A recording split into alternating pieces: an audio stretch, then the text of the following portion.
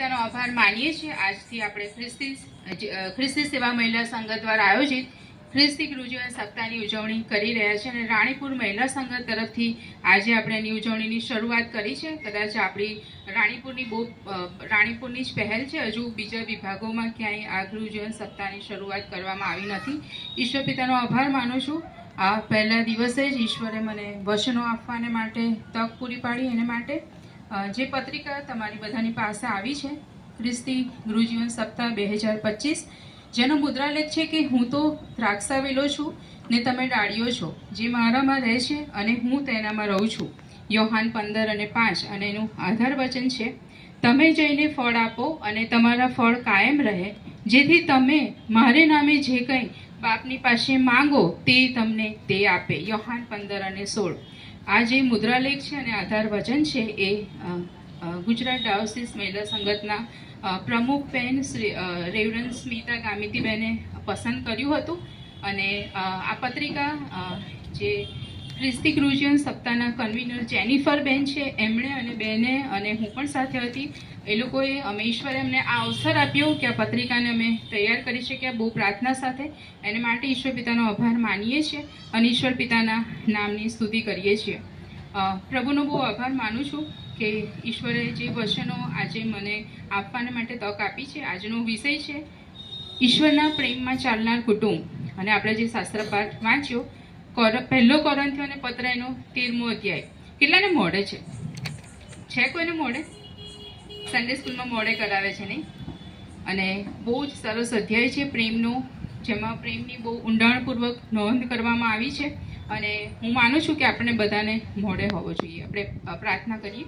હું છે નવનત રાજસ્થાન પર બિરાજમાન મારા રાજાઓના રાજા અને પ્રભુઓના પ્રભુ, તમને ધન્યવાદ આપું છું ને તમારા નામની સ્તુતિ કરું છું આ સમયને માટે। હા પ્રભુ, તમારા વચનો જે તમે અમને આપ્યા છે એને સમજવાને માટે તમે એમને સર્વને કૃપા આપો। પ્રભુ, મને પણ તમારી કૃપા આપો। હું નહીં પણ પ્રભુ પવિત્ર આત્મા તમે પોતે મારા મુખ દ્વારા બોલો અને અહીંયા બેઠેલા એક વ્યક્તિઓ તમારા પવિત્ર આત્માથી સમજણ પ્રાપ્ત કરે, એને માટે હું પ્રાર્થના કરું છું આ સમયને। અને પ્રભુ, એક વ્યક્તિઓને અમે બધા તમારા હાથમાં સોંપાઈ જઈએ છીએ। મારી આ પ્રાર્થના પ્રભુ ઈસુના નામમાં માંગુ છું, આમેન।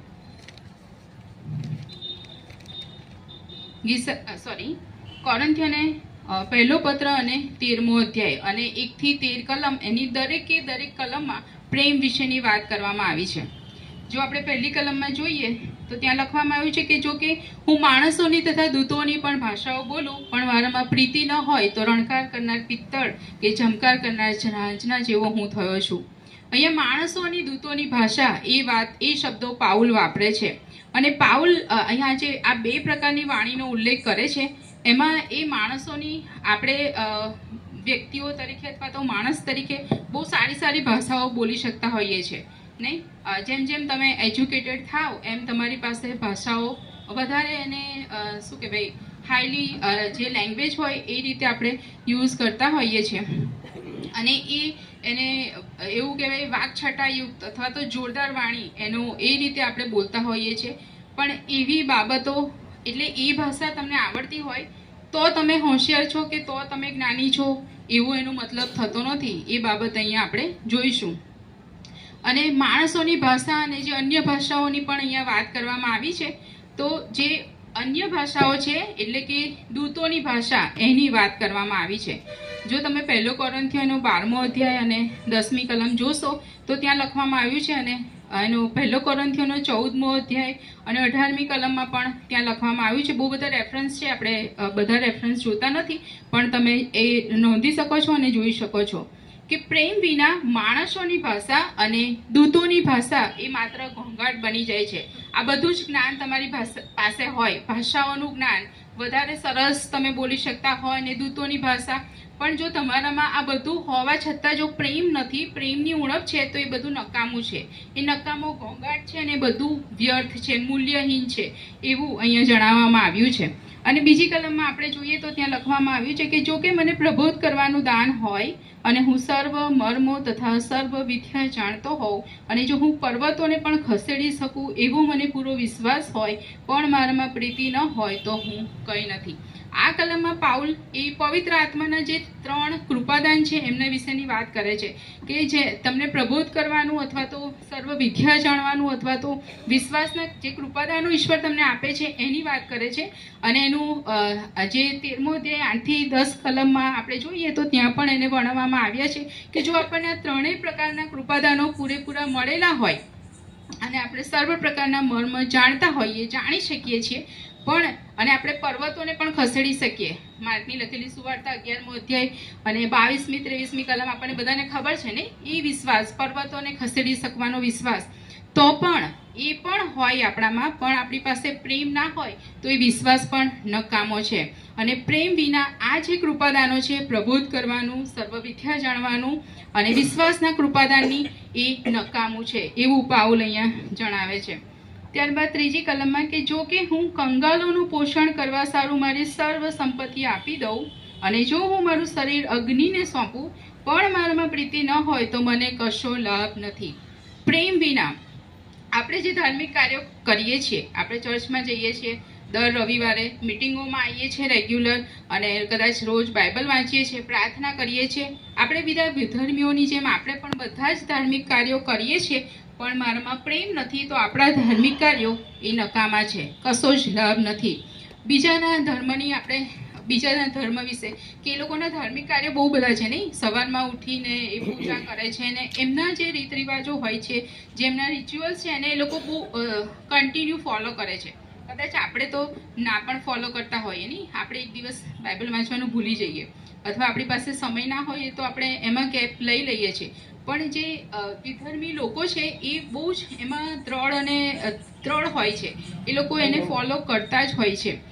અને કદાચ આપણે પણ એવા દ્રઢ હોઈ શકીએ આપણા બધા કાર્યોમાં, પણ તો પણ એ બધા ધાર્મિક કાર્યોમાં દ્રઢ હોવા છતાં પણ જો આપણામાં પ્રેમ નથી તો એ નકામું છે. આપણે ગરીબોને પૈસા આપીએ, કદાચ એ પણ એક સારું કાર્ય છે જે આપણે કરતા હોઈએ, જાહેર કાર્યોમાં અથવા તો જે સેવાઓ છે, સંગતો છે, એમાં આપણે આપણો સમય આપીએ છીએ, આપણે ઘણું બધું આપણું ત્યાં આપીએ છીએ અને દુઃખ વેઠવા પણ આપણે તૈયાર હોઈએ છીએ, એવું આપણે જાહેર કરીએ છીએ નહીં કે ગમે એટલું દુઃખ આવશે તો હું એ વેઠવા તૈયાર છે. પણ જ્યારે દુઃખ આવે ને ત્યારે જ ખબર પડે વાસ્તવિકતા. તો પણ એ બધું કરવા છતાં પણ આપણે પ્રેમ વિના એ બધું જ નકામું છે. અને આ બધા કામો એવું નથી કે આ બધા કામો આપણે નથી કરવાના, આ બધા કામો તો આપણે કરવાના જ છે, એ પણ આપણી ફરજમાં આવે છે. પણ એથી આપણે આપણી જાતનો લાભ શોધીએ છીએ. આપણે બહુ સેલ્ફિશ છીએ, જગતમાં છીએ ને એટલા માટે આપણે બહુ સેલ્ફિશ છીએ. આપણે કેમ મિટિંગમાં આવીએ છીએ, આપણો સમય આપણે કેમ પ્રભુને આપીએ છીએ ને એમાં આપણી લાલચ રહેલી છે નહીં. કારણ કે ખબર છે કે જો આપણે ઈશ્વરના માર્ગમાં નહીં ચાલીએ, જો બાઇબલ નહીં વાંચીએ ને જો પ્રાર્થના નહીં કરીએ તો આપણો નાશ નક્કી છે. એ પણ એક લાલચ જ છે. બહુ સત્યતાથી એને માનવું એ બહુ અઘરી બાબત છે અને એવું બહુ ઓછા લોકો કરી શકે. પણ આપણે આપણી પોતાની જાતને બચાવવાને માટે બધું કરી રહ્યા છે અને એવું બધું કરી રહીએ છીએ અને એ જે સ્વાર્થીપણા સાથે આપણે બધું કરીએ છીએ અને આપણામાં પ્રેમ નથી. જ્યારે સ્વાર્થીપણું હોય છે ત્યારે પ્રેમનો અભાવ હોય છે, પણ જો પ્રેમ આવી જાય છે તો એ સ્વાર્થીપણું જતું રહે છે અને આપણે ખરા હૃદયથી કરીએ છીએ. કારણ કે ઈશ્વર માટે સેવા કરવી, ઈશ્વર માટે કોઈ પણ કાર્ય કરવું એ તન, મન અને ધનથી સંપૂર્ણ સ્વાપર્ણ સાથે કરીએ છીએ ત્યારે એ પ્રભુને યોગ્ય હોય છે. અને માટે પાઉલે કહે છે કે પ્રેમ વિના તમારા બધા જ ધાર્મિક કાર્યોનો કોઈ લાભ નથી. અને પાઉલ આપણને અહીંયા એવો બોધ પણ આપે છે કે જે આવા સુકાર્યો છે એ કામ કરનારને કશો લાભ નથી. આપણે બીજાઓને માટે કરીએ છીએ તો કદાચ ગરીબને થોડી મદદ કરી દઈએ તો એને એ ટાઈમ પૂરતું થોડું સારું છે, એને હેલ્પ થઈ જશે. પણ આપણે એવું ઈચ્છીએ છીએ કે આવું કરીને હું મારી જાત માટે કંઈક કરી રહ્યો છું અને એ જે સ્વાર્થીપણાની ભાવના છે એ આપણામાં રહેલી હોય છે. અને સુવાર્તા ખાતર આપણે કદાચ જે લોકો સતાવણી સહન કરી રહ્યા છે કે સુવાર્તા ખાતર અગ્નિમાં બળી મળતા ખ્રિસ્તીઓ પોતાની જાતને ત્યાં આગળ અર્પણ કરી દે છે અને ત્યારે પણ કે છે કે ભલે પોતાની જાતને ત્યાં અર્પણ કરી દેતા હોય પણ જો 1 કોરિન્થીઓનો 13મા અધ્યાય પ્રમાણે જે પ્રેમની વાત પ્રભુ ઈસુ ખ્રિસ્તે આપણને આપી છે, પાઉલ પ્રેરિત આપણને જણાવે છે, પ્રેમ આપણામાં નથી તો એ આપણું બલિદાન એ નકામું છે અને એનો કોઈ બદલો મળશે નહીં એવું લખવામાં આવ્યું છે.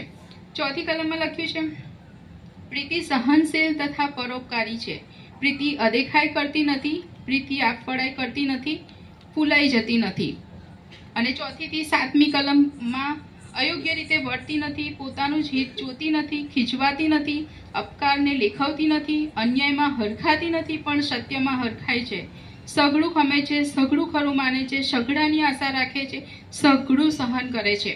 અહીંયા જે પ્રેમ શબ્દ વાપરવામાં આવ્યો છે એમાં જે પાઉલ પ્રેમ શબ્દ વાપરે છે એ ભરપૂર પ્રેમથી ભરેલી વ્યક્તિ માટે વાપરવામાં આવ્યો છે. આ 4થી કલમમાં પ્રેમથી જે ભરપૂર વ્યક્તિ છે એ સહનશીલ છે. જ્યારે જે ઈશ્વરીય પ્રેમ છે એ ઈશ્વરીય પ્રેમથી આપણી જાત, આપણું મન, હૃદય બધું ભરાઈ જાય છે ત્યારે આપણે સહનશીલ બની શકીએ છીએ. દુનિયામાં ગમે તે થતું હોય આપણને એનો કોઈ ફરક પડતો નથી. કોઈ મને ગમે તેવું બોલે, મને કોઈ ફરક પડશે નહીં, કારણ કે દેવનો પ્રેમ મારામાં રહેલો છે. માટે હું સહનશીલ છું, હું પરોપકારી છું, હું સારા કાર્યો કરતી જ રહીશ. દુનિયા સાથે મારે કોઈ લેવા દેવા નહીં. એ પ્રેમથી ભરપૂર વ્યક્તિ એ સહનશીલ બને છે અને પરોપકારી બને છે. અહીંયા માયાળુ શબ્દનો પ્રયોગ કરવામાં આવ્યો છે. હવે આ માયાળુ શબ્દ એટલે કે કોઈ માયા હોવી એવું નથી, પણ એનો અર્થ એવો છે કે બીજાઓ પ્રત્યે માયા દર્શાવી. બરોબર, આપણે બધા સમજી શકીએ છીએ કે બીજાઓ પ્રત્યે, પોતાના માટે નહીં, અથવા તો માયા એ એક પ્રેમમાં, બંધનમાં હોય છે એવું નહીં, પણ માણસ માયાળુ છે તો એ હંમેશા બીજાઓ માટે ઉપકાર કરતો રહે છે, બીજાઓ માટે એને જે સારા કાર્યો કરવાના છે એ કરતો રહે છે. અને પ્રેમથી ભરપૂર જે માણસ છે એ સહનશીલ અને પરોપકારી હોય છે. અને પવિત્ર આત્માના જે ફળ છે ગલાતી 5:22 પ્રમાણે પ્રેમ અને ધીરજ અને માયાળુના જે 3 જે ફળોની વાત કરી છે એ જ ફળોને અહીંયા પણ વાપરવામાં આવ્યા છે અને એનાથી વ્યક્તિ ભરાઈ જાય છે. અને પ્રેમથી ભરપૂર માણસ જ્યારે હોય ત્યારે બીજાઓની અદેખાઈ કરતો નથી. અદેખાઈ એવું પાપ છે ને કે દરેક વ્યક્તિ કરે જ છે. એના વગર અથવા તો કોઈ વ્યક્તિ એવું કહી ના શકે કે આ મેં પાપ નથી કર્યું. એ નાની પ્રકારે કે મોટી પ્રકારે પણ કોઈ પણ રીતે વ્યક્તિ અદેખાઈનું પાપ કરે જ છે. પણ પ્રેમથી ભરપૂર જ્યારે આપણે થઈએ છીએ, ભરપૂર માણસ, પ્રભુના બાળકો તરીકે આપણે દુનિયામાં જાહેર થઈએ છીએ ત્યારે આપણે બીજાની અદેખાઈ કરતા નથી. અને એને બદલે અદેખાઈ નથી કરતા, પણ એને બદલે આપણે બીજાઓ સુખી થાય એમાં આપણે આનંદ પ્રાપ્ત. અદેખાઈ એટલે શું? બીજાઓનું સારું આપણે ના જોઈ શકીએ, એ અદેખાઈ છે. પણ જ્યારે આપણે પ્રેમથી ભરપૂર થઈએ છીએ ત્યારે આપણે બીજાઓ જ્યારે સફળ થાય છે, બીજાઓ જ્યારે એમની સારી વાતો કહે છે ત્યારે આપણે એમની સાથે આનંદિત થઈએ છીએ.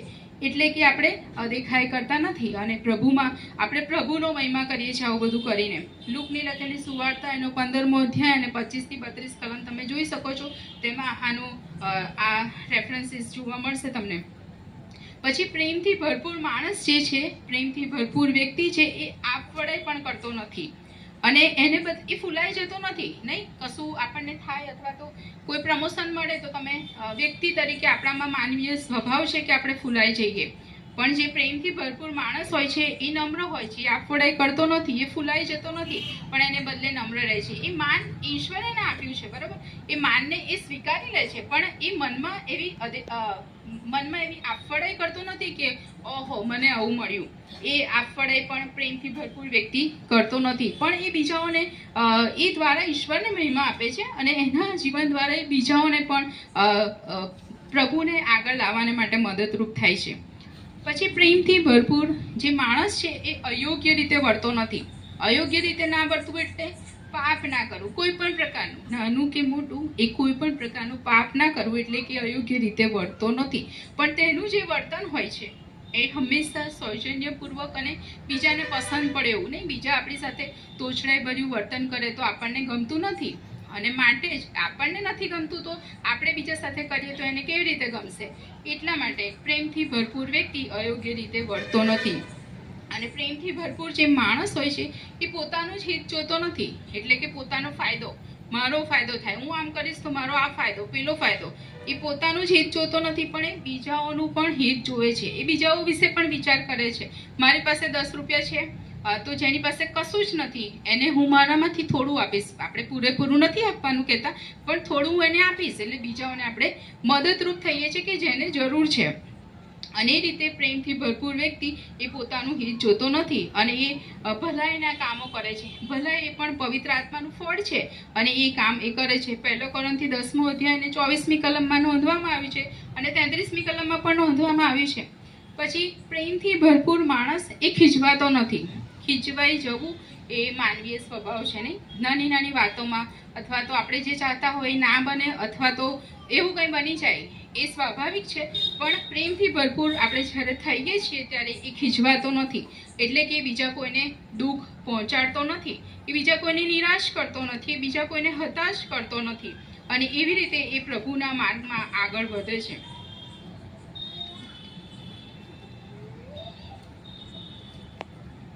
અહીંયા માણસોની અને દૂતોની ભાષા એ શબ્દો દ્વારા પાઉલ જે બાબતોનો ઉલ્લેખ કરે છે એમાં જે જોરદાર બધી બાબતો લખવામાં આવી છે એ બાબતોથી આપણે પર જવાનું છે. એટલે કે ઈશ્વરના વચનો જે લખવામાં આવ્યા છે એ બાબતોને આપણે અનુસંધાનમાં એ વચનોની અધીનતામાં આપણે વધવાનું છે. અને પ્રેમથી ભરપૂર માણસ એ અન્યાયમાં હરખાતો પણ નથી. જ્યારે કોઈ અન્યાય થાય ત્યારે એને કોઈ ખુશી થતી નથી, પણ જ્યારે સત્ય બને, સત્ય બાબતો હોય એ સત્યમાં હરખાય છે. અને પ્રેમ અને સત્ય એ બંને એકબીજા સાથે જોડાયેલા છે. પ્રેમથી ભરપૂર માણસ એ હંમેશા બીજાઓનું રક્ષણ કરે છે. અને ખાસ કરીને જે નબળા હોય, જે દોષી લોકો હોય, આપણને ખબર હોય કે આ વ્યક્તિ પાપી છે, ત્યારે એમને પણ એ પ્રેમ કરે છે. એવું નહીં કે એમને તરછોડે છે, એમને ધિક્કારે છે, એવું નહીં, પણ એમને પ્રેમ કરે છે. અને એના જે દોષો અથવા તો એના જે પાપો છે, આપણે એવું કરતા હોઈએ છીએ સ્વાભાવિક રીતે કે આ વ્યક્તિ ખરાબ છે ને, જો પેલી ખરાબ છે, આપણો સ્વભાવ છે ને, આપણે એવું કરતા હોઈએ છીએ. પણ જ્યારે આપણે પ્રેમથી ભરપૂર થઈએ છીએ ત્યારે આ જે બાબત છે એ આ એક અયોગ્ય બાબત છે કે જેને આપણે ભૂલી શકીએ છીએ અથવા તો જેને આપણે છોડી દઈએ છીએ અને આપણે સારું કરીએ છીએ. બીજાઓના દોષો આપણે સર્વની સામે પ્રગટ કરતા નથી, પણ આપણે છુપાઈએ છીએ અથવા તો આપણે એ વ્યક્તિને સમજાવીએ છીએ કે આવું ના કરવું જોઈએ. અને પ્રેમ જ્યારે હોય છે ત્યારે એ વિશ્વાસ રાખે છે, પ્રેમમાં વિશ્વાસ રહેલો છે. અને ઘણીવાર એવું પણ બને કે જ્યારે આપણે કદાચ કોઈ વ્યક્તિ હોય અથવા તો એઝ એ ફ્રેન્ડ હોય, આપણે ફ્રેન્ડ્સ કોઈની સાથે આપણી મિત્રતા હોય તો આપણે બહુ પ્રેમ કરીએ એને, નહીં? પણ પછી કોઈ વાર એવું બને કે આપણને દગો દે, અને જ્યારે દગો દે છે ત્યારે પણ એવો સમય આવે કે ત્યારે આપણે એની સામે બદલો નથી લેવાનો. એણે મારી સાથે ખોટું કર્યું, હું જાણું છું કે એણે મારી સાથે ખોટું કર્યું, એમાં મારી કોઈ જ ભૂલ નથી, એવું આપણને ખબર હોય છતાંય બદલો નથી લેવાનો અથવા તો આપણે એનો ન્યાય કરવાનો નથી, એવું પણ જણાવે છે કે આપણે એને પ્રેમ જ કરવાનો છે. કારણ કે ઈશ્વરે આપણને પ્રેમ કરવાનું કીધું છે. પ્રેમ હંમેશા આશા રાખે છે. અને પ્રેમ એ સતત ચાલતી પ્રક્રિયા છે. એનો અંત આવતો નથી કે બસ આટલો પ્રેમ કર્યો ને હવે બહુ થઈ ગયો, હવે નહીં. પણ એ સતત ચાલ્યા જ કરે છે. એ ઈશ્વરનો પ્રેમ આપણામાં હોય તો આપણો પ્રેમ વધતો જ જાય છે, પ્રેમમાં વૃદ્ધિ થાય છે. અને આ જે પ્રેમની વાત કરવામાં આવી છે એ તો પ્રેમમાં એ માણસમાં ઉદ્ભવતો નથી, માણસ તરીકે મારામાં એ પ્રેમ ઉદ્ભવતો નથી, પણ એ ઈશ્વર પાસેથી મને પ્રાપ્ત થાય છે અને ઈશ્વરની સહાયથી મને મળી શકે છે પ્રેમ. અને એ માનવ જીવનમાં પવિત્ર આત્માનું એક કાર્ય છે. અને આ અધ્યાયમાં પાઉલ ઈશ્વર તરફથી આ આધ્યાત્મિક પ્રેમની વાત આપણને અહીંયા કરે છે.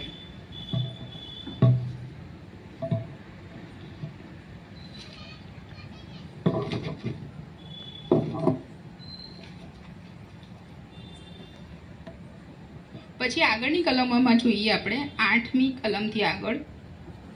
પ્રીતિ કદી ખૂટતી નથી. ભવિષ્ય ભાખવાનું દાન હોય તો તે લોપ થશે, ભાષાઓ હોય તો તેઓનો અંત આવશે, વિદ્યા હોય તો તે જતી રહેશે, કેમ કે આપણું જ્ઞાન અપૂર્ણ છે ને આપણે અપૂર્ણ પ્રબોધ કરીએ છીએ. પણ જ્યારે સંપૂર્ણતા આવશે ત્યારે અપૂર્ણતા જતી રહેશે. જ્યારે હું બાળક હતો ત્યારે બાળકની પેઠે બોલતો હતો, બાળકની પેઠે વિચારતો હતો, બાળકની પેઠે સમજતો હતો, પણ હવે મોટો થયા પછી મેં બાળકની વાતો મૂકી દીધી છે. કેમ કે હમણાં આપણે જાણે કે દર્પણમાં ઝાંખું જોઈએ છીએ, પણ ત્યારે નજર જોઈશું. હમણાં હું અપૂર્ણ જાણું છું, પણ ત્યારે જેમ હું પોતે જણાયેલો છું તેમ પૂર્ણ રીતે જાણીશ. હવે વિશ્વાસ, આશા તથા પ્રીતિ ત્રણે ટકી રહે છે, પણ તેઓમાં પ્રીતિ શ્રેષ્ઠ છે. ઈશ્વરનો જે પ્રેમ છે અને જે માણસનો પ્રેમ છે એ વચ્ચે બહુ ડિફરન્સ છે. ઈશ્વરના પ્રેમને માણસના પ્રેમની સાથે કોઈ આંકી ના શકાય, કારણ કે ઈશ્વરનો પ્રેમ બહુ મહાન છે અને માણસનો પ્રેમ એ બહુ ઓછો છે. પણ આપણે જ્યારે ઈશ્વરના પ્રેમથી ભરાઈએ છીએ અને આપણે ઈશ્વરના પ્રેમ આપણા હૃદયમાં અને આપણા જીવનોમાં મૂકવામાં આવે છે ત્યારે આપણે એ યોગ્યતાના પ્રેમમાં આગળ વધીએ છીએ, એ યોગ્યતાના ધોરણમાં આગળ વધીએ છીએ. આપણે આપણા કુટુંબો અને મિત્રોને સહેજ ચાહીએ છીએ એ આપણી દ્રષ્ટિએ ચાહવા યોગ્ય છે. આપણા કુટુંબને તો આપણે પ્રેમ કરતા જ હોઈએ, પણ જેઓ અયોગ્ય છે અથવા તો જે અપ્રિય છે, જે આપણને ના ગમતા હોય, જે લોકો પાપી છે, આપણે જાણીએ છીએ કે લોકો પાપી છે, એ લોકોને ચાહવાની જો વાત આવે તો એ બહુ કપરું બની જાય છે. પણ ઈશ્વરનો પ્રેમ એ આપણા જેવો પ્રેમ નથી, કારણ કે ઈશ્વરનો પ્રેમ એ દરેક વ્યક્તિને પ્રેમ કરવાનું કહે છે. નહીં, ઈશ્વરે કાલ્વરીના વધસ્તંભ પર મારાને તમારા માટે શું કર્યું? મારાને તમારા બધા, આપણે બધા જ પાપી હતા અને આપણા પાપોને માટે તે લોકો પ્રભુ ઈસુ ખ્રિસ્ત વધસ્તંભે જડાયા અને એમના બલિદાનમાં આપણને પાપોની માફી મળી છે. એમણે કોઈ ભેદ ના રાખ્યો કે હું સારી વ્યક્તિઓ માટે બલિદાન છોડું અથવા તો અમુક વ્યક્તિઓ, એવી કોઈ કેટેગરી ત્યાં હતી નહીં, પણ એ સર્વને માટે સમાન હતું. અને ઈશ્વર એ જે અતિ અયોગ્ય અને અપ્રિય લોકો હોય એવા લોકોને પણ પ્રેમ કરે છે, એવું એમણે જાહેર કર્યું. અને આપણે પણ આવી જ રીતે, જેવી રીતે ઈશ્વરે કોઈ ભેદ રાખ્યો નથી, એવી રીતે ઈશ્વરે પણ આપણને એવું જ જણાવે છે કે આપણે એવો ભેદ રાખીએ નહીં, આપણે સર્વને પ્રેમ કરીએ. મારા કુટુંબને મારે પ્રેમ કરવો એ મારી ફરજમાં આવે છે, પણ બીજાઓને, મને જે ગમે છે એમને જ નહીં, મને જે નથી ગમતા, જે પાપી છે, જે અયોગ્ય છે, જે ખરાબ છે, જે કદાચ આપણને રસ્તામાં જતા હોય ને ભિખારીઓને જોઈએ તો આપણને બહુ ઓડ ફીલ થાય, પણ પ્રભુ તો એવા લોકોને પણ પ્રેમ કરવાનું કહે છે. અને પવિત્ર આત્માના જે સઘળા કૃપાદાનો છે, જે 8મી કલમથી આગળ આવે છે કે ભવિષ્ય ભાખવાની, વિવિધ ભાષાઓનું જ્ઞાન હોય, સર્વ વિદ્યા જાણતા હોઈએ, એ બધાનો અંત આવવાનો છે. એક દિવસે બધાનો અંત આવવાનો છે. અને સ્વર્ગમાં આ જે વિશિષ્ટ કૃપાદાનો છે એની કોઈ જરૂર પડવાની નથી, પણ આપણે બધું જ સ્વર્ગમાં જાણીશું અને સમજીશું. સ્વર્ગમાં આપણે સૌ એક જ સ્વર્ગીય ભાષા બોલવાના છે અને એ પ્રેમ છે. અને પ્રેમ હંમેશા માટે રહેશે, કારણ કે ઈશ્વર પોતે જ પ્રેમ છે. 1 યોહાન 4:8 પ્રમાણે અને 1 યોહાન 4:16 પ્રમાણે કે ઈશ્વર પોતે જ પ્રેમ છે, માટે સ્વર્ગમાં પણ એ પ્રેમ રહેવાનો છે. પવિત્ર આત્માના જે કૃપાદાનો છે એ આપણને જીવનમાં મળે તોય આપણું જે જ્ઞાન છે, આપણે જે પ્રબોધ કરીએ છીએ અને આપણે જે બીજા બધા કામો સંપૂર્ણ થઈ શકે માટે આપણે કરવાનો પ્રયત્ન કરીએ છીએ, પણ તોય સંપૂર્ણતા આવતી નથી. પણ સ્વર્ગમાં આપણી જે સઘળી શક્તિઓ છે અને આપણા જે સઘળા કામો છે એ સંપૂર્ણ થઈ જશે, એ પૂરા થઈ જશે. અને ત્યારે ખાલી ખ્રિસ્ત જેવા જ આપણે સ્વર્ગમાં રહેવાના છીએ, ખ્રિસ્ત જેવા આપણે સ્વર્ગમાં બની જઈશું અને પ્રેમ આપણી સાથે રહેશે. વિશ્વાસીઓ માટે આ જે દુનિયાવી જગત છે, એ જગત પરનું જે જીવન છે, એ અહીંયા જે બાળકની વાત કરવામાં આવી છે 11મી કલમમાં, એ બાળક જેવું છે વિશ્વાસીઓ માટે, એટલે આપણા બધાને માટે. અને સ્વર્ગમાં આપણે સંપૂર્ણ પરિપક્વ થઈશું, એવું અહીંયા પાઉલ પ્રેરિત જણાવે છે કે જીવનમાં આપણે વિકસવું જોઈએ. આપણે બાળક વૃદ્ધિ ના પામે તો એને કેવું બાળક કહેવામાં આવે? એને અયોગ્ય બાળક કહેવામાં આવે, નહીં કે એનો વિકાસ થતો નથી, એને અલગ કેટેગરીમાં મૂકવામાં આવે. એટલા માટે જ્યારે આપણે પ્રભુ પર વિશ્વાસ કર્યો છે, પ્રભુને પ્રેમ કરીએ છીએ, તો આપણે એ બાળકનું જે જીવન છે અથવા તો એ બાળકમાંથી વૃદ્ધિ પામવાનું છે. આપણે દૂધ નહીં, પણ આપણે ખોરાક લેવાનો છે, ભારે ખોરાક લેવાનો છે, જે ઈશ્વર આપણને આપવા માંગે છે. અને સ્વર્ગમાં આપણે સંપૂર્ણ પરિપક્વ થઈને પહોંચી શકીએ છીએ. અને જીવનમાં આપણે વિકસવું પડશે, વૃદ્ધિ પામવી પડશે. અને બધું જ જે બાળપણ છે, બાળપણ એનું એક ઉદાહરણ આપ્યું છે કે આપણે જો તમે નવા વિશ્વાસી બન્યા હોય અને કદાચ બાઇબલ ના વાંચતા હોય તો જ્યારે વિશ્વાસમાં આવીએ છીએ ત્યારે આપણને થોડી સમજ પડે છે, પણ જેમ પ્રભુના વિશ્વાસમાં તમે વૃદ્ધિ પામો છો, જેમ પ્રભુની નજદીકતામાં વધારે રહો છો, જેટલા વધારે સંદેશાઓ સાંભળો છો, જેટલી વધારે સંગતોમાં ભાગ લો છો, એટલું તમારું જ્ઞાન વૃદ્ધિ પામે છે. મારી વાત કરું કે હું જ્યારે જે બાઇબલ અભ્યાસ છે હું નહોતી કરતી, ત્યારે મારી પાસે જે સમજણ હતી એ કરતાં વિશેષ સમજણ હું અત્યારે પ્રાપ્ત કરી રહી છું, કારણ કે હું એમાં જોડાયેલી છું, એ શિક્ષણમાં જોડાયેલી છું. એટલે ઈશ્વર મારી વૃદ્ધિ કરી રહ્યો છે પ્રભુના વચનોના શિક્ષણમાં. એવી જ રીતે આપણે વૃદ્ધિ પામવાનું છે. અને કોરિન્થની જે મંડળી હતી એ સમયમાં બહુ જ મહત્વની મંડળી હતી, અને કોરિન્થના જે લોકો હતા એ લોકો આ બધી બાબતોમાં અયોગ્ય સાબિત થયા હતા, અને એટલા માટે પાઉલ પ્રેરિત તેમને પત્ર લખતા આ બધી બાબતો જણાવે છે. અને આ બાબતો એ આજે આપણા માટે એટલી જ અગત્યની છે. કોરિન્થીઓ જે હતા એ કહે છે કે બાળકોની જેમ વર્તન કરતા હતા. જો તમે 1 કોરિન્થી 3 અધ્યાય અને 1 થી 3 કલમ વાંચો તો ત્યાં લખ્યું છે, 11મો અધ્યાય અને 20 થી 21 કલમમાં પણ લખ્યું છે. અને તેઓને આધ્યાત્મિક કૃપાદાનો મળ્યા હતા, પણ તેઓ પરિપક્વ નહોતા બન્યા. અને આ કોરિન્થ વિશ્વાસીઓને જોઈ આપણે પણ એક મહત્વનું સત્ય આમાંથી જાણી શકીએ છીએ, અને કે આધ્યાત્મિક જે કૃપાદાનો છે એ વ્યક્તિને પોતાને આધ્યાત્મિક બનાવતા નથી. આધ્યાત્મિક કૃપાદાનો હોવા એ સારી બાબત છે, પણ છતાં એ વ્યક્તિને આધ્યાત્મિક બનાવી શકતા નથી. પવિત્ર આત્માના કૃપાદાનો નહીં, પણ તેના કરતાં પવિત્ર આત્માના જે ફળો છે ગલાતી 5:22 પ્રમાણે એ વ્યક્તિને આધ્યાત્મિક બનાવે છે. એ ફળો આપણામાં હોવા જોઈએ, આપણા જીવન દ્વારા દેખાવા જોઈએ, ત્યારે આપણે પ્રભુમાં પરિપક્વ બનીએ છીએ. અને વ્યક્તિ કોઈ પણ વ્યક્તિના જીવનમાં જ્યારે આત્માના ફળો પ્રગટ થાય છે ને, હું પ્રેમ બોલી રહી છું, પણ જો હું પ્રેમ કરું નહીં ને વર્તનમાં, તો મારું બોલવું પણ નકામું છે અને મારામાં એ પ્રેમ નથી. હું અદેખાઈ ના કરું એવું કહું, અને જો હું અદેખાઈ કરું છું તો મારું બોલવું નકામું છે. પવિત્ર આત્માના બધા ફળો મારામાં હોવા જોઈએ, એની ગંભીરતા સાથે આપણે ખ્રિસ્તી જીવન જીવવું જોઈએ. જેમ કે આધ્યાત્મિક જે કૃપાદાનો હોય એ વ્યક્તિને પોતે આધ્યાત્મિક બનાવતા નથી, પણ પવિત્ર આત્માના ફળો દ્વારા વ્યક્તિ વધારે પ્રભુમાં પરિપક્વ બને છે. અને પ્રત્યેક ખ્રિસ્તી વ્યક્તિને માટે આ બધા ફળો અતિ આવશ્યક છે. આ ફળો વગર આપણું ખ્રિસ્તી જીવન નકામું છે, એ લાભ વગરનું છે, અથવા તો એ નાશમય જ છે. એ ફળોની વૃદ્ધિ આપણામાં થવી જોઈએ.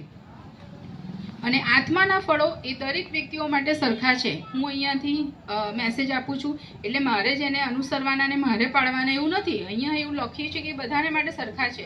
તમારે સાંભળનારને દરેક ખ્રિસ્તી વ્યક્તિ તરીકે જે આ પૃથ્વી પર જીવી રહ્યા છે એ બધાને માટે સરખા છે ને એમણે પાડવા જ રહ્યા. જ્યારે આપણે જૂનું જે અરીસો હોય છે એમાં આપણે આપણી જાતને નિહાળીએ છીએ તો ત્યાં ઝાંખું ઝાંખું દેખાય છે, નહીં? ઝાંખું ઝાંખું દેખાય છે. એવી જ રીતે આપણું જે જીવન છે એ કહે છે કે જ્યારે આપણે આપણી પોતાની બુદ્ધિશક્તિથી અને આપણું જે અંગત જ્ઞાન છે, આપણું જે પોતાનું શાણપણ છે, એનાથી આપણે એને જોવાનો પ્રયત્ન કરીએ છીએ ને, ત્યારે પણ એવું જ કંઈક દેખાય છે. એ પણ એક ઝાંખા પ્રતિબિંબ જેવું છે અને આપણે એને સ્પષ્ટતાથી જોઈ શકતા નથી. પણ આ જીવનમાં આપણે દ્રષ્ટિથી નહીં, વિશ્વાસથી જીવીએ છીએ. અને આપણે જ્યારે સ્વર્ગમાં જઈશું ત્યારે આપણે સ્પષ્ટપણે નિહાળીશું. આપણે પૃથ્વી પર રહીએ છીએ એટલે ઝાંખું ઝાંખું જીવન છે આપણું, જાણે કે, પણ જ્યારે આપણે સ્વર્ગમાં જઈશું ત્યારે આપણે સ્પષ્ટપણે નિહાળીશું. 12મી કલમમાં લખ્યું છે ને, કેમ કે હમણાં આપણે જાણે કે દર્પણમાં ઝાંખું ઝાંખું જોઈએ છે, પણ ત્યારે નજરો નજર જોઈશું. હમણાં હું અપૂર્ણ જાણું છું, પણ ત્યારે જેમ હું પોતે જણાયેલો છું તેમ પૂર્ણ રીતે જાણીશ. અને આ જગતમાં જે 3 વસ્તુઓ છે, વિશ્વાસ, આશા અને પ્રેમ, આ સિવાયની બધી જ વસ્તુઓ એ અદ્રશ્ય થઈ જશે. પણ આ બધામાં એ પ્રેમ શ્રેષ્ઠ છે અને એ ઈશ્વરનો પ્રેમ છે. અને એ ઈશ્વરનો પ્રેમ મારા અને તમારામાં પણ જાહેર થવો જોઈએ. અને ઈશ્વરના પ્રેમમાંથી જ બધું ઉત્પન્ન થાય છે. પ્રેમ એ શરૂઆત છે ને પ્રેમ એ અંત છે. પ્રારંભે પણ ઈશ્વરનો પ્રેમ હતો અને ઈશ્વરે એ જ પ્રેમથી આપણને સૌપ્રથમ પ્રેમ કર્યો. 1 યોહાન 3:16 પ્રમાણે આપણે બધા બહુ સારી પેઠે જાણીએ છીએ. અને એ જ ઈશ્વરના પ્રેમમાંથી આપણામાં એ પ્રેમ ઉત્પન્ન થાય છે. એ ઈશ્વરના પ્રેમમાંથી જ આપણામાં પ્રેમ ઉત્પન્ન થાય છે. અને આપણા જીવનમાં જે રહેલો આપણો સઘળો આધ્યાત્મિક પ્રેમ, જે ઈશ્વર તરફથી જેણે પવિત્ર આત્મા દ્વારા પોતાનો પ્રેમ આપણા હૃદયમાં વહેવડાવ્યો છે, તે ઈશ્વર તરફથી આપણને પ્રાપ્ત થાય છે, રોમી 5:5 પ્રમાણે. અને આથી ઈશ્વરે તેમનો પ્રેમ આપણે આપ્યો હોવાથી આપણે પરસ્પરને ચાહીએ એવી અપેક્ષા આપણી પાસે રાખવામાં આવી છે, 1 યોહાન 4:7 પ્રમાણે. અને ઈશ્વરના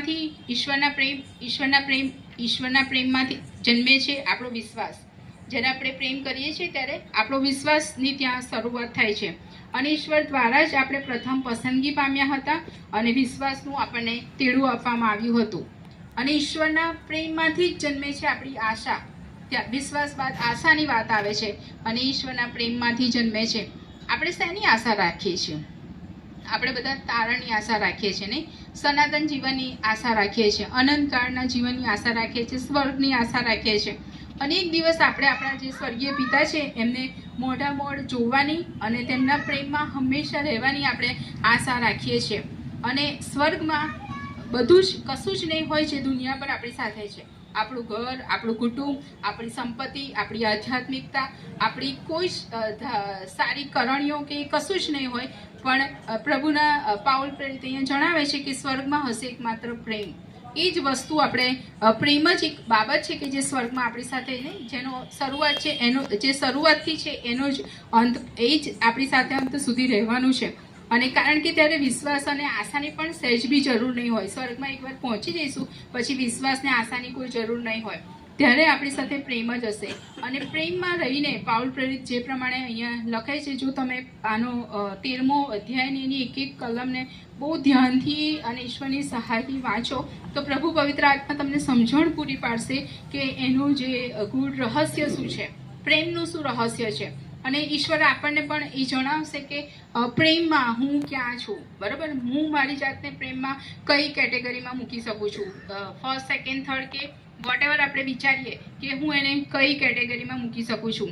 હું બાળક છું કે મારામાં વૃદ્ધિ થઈ છે અથવા તો થઈ રહી છે, અથવા તો મારું મન એ વૃદ્ધિ, હું ઈશ્વરમાં વૃદ્ધિ પામી એટલે પરિપક્વ થવું ઈશ્વરના જ્ઞાનમાં, ઈશ્વરે જે ધારાધોરણો આપણને આપ્યા છે અને જે અંત સુધી આપણને ટકાવી રાખવાના છે. આપણે વૃદ્ધિ તો પામીએ છીએ પણ પછી એવા સમયો અને પરિસ્થિતિઓ આવે છે કે જ્યારે આપણે પાછા પડી જઈએ છીએ અને કદાચ આપણે માણસો તરીકે પાછા પડી જઈએ, એ આપણી નબળાઈ છે, માનવીય સ્વભાવ છે. પણ આપણે ઈશ્વરનું સામર્થ્ય જ્યાં પડી ગયા છે ત્યાંથી આપણે ઈશ્વરનું સામર્થ્ય પ્રાપ્ત કરવાનું છે, ઈશ્વરની સહાય માંગવાની છે અને ઈશ્વરની કૃપાથી આપણે ફરીથી ત્યાંથી ઊભા થઈ શકીએ છીએ અને આપણે આગળ વૃદ્ધિ પામવાનું છે. અને ગલાતી 5:22 પ્રમાણે જે આત્માના ફળો છે, પવિત્ર આત્માના ફળો, એ આપણામાં દેખાવા જોઈએ, બરાબર. આપણે જાણીએ છીએ, બધાને મોઢે હશે કલમ, જાણીએ છીએ, પણ જ્યાં સુધી એ દેખાય નહીં ત્યાં સુધી એને મેં મારા જીવનમાં ઉતાર્યા નથી. અને એ બધામાં પ્રેમ સૌથી અગત્યની વાત છે. કાલવરીના વધસ્તંભ પર પ્રભુ ઈસુ ખ્રિસ્તે એમનો પ્રેમ જાહેર કર્યો.